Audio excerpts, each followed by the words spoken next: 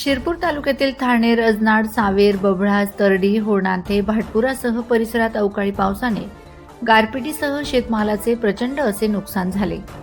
वादळी वारा व गारपीटसह आलेल्या या पावसामुळे केळी, पपई, गहू, मका, हरभरा या पिकांसह रब्बी हंगामातील पिकांचे मोठ्या प्रमाणात नुकसान झाले आहे.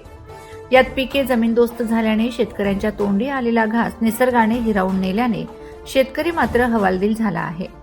अचानक आलेल्या अवकाळी पावसामुळे शेतकऱ्यांची चांगलीच तारांबळ उडाली. सोसाट्याच्या वाऱ्यामुळे शेतात राहणाऱ्या विविध घरांची व झोपड्यांची पत्रे उडालीत. विविध ठिकाणी जोराच्या हवेमुळे विद्युत तारा तुटल्या. विविध ठिकाणी विद्युत पोल कोलमडलेत. यामुळे शिरपूर तालुक्यातील बऱ्याच गावांमध्ये वीज पुरवठा खंडित झाला होता. अवकाळी पावसाने झालेल्या नुकसानीचे तात्काळ पंचनामे करण्याची मागणी तालुक्यातील शेतकऱ्यांनी केली आहे.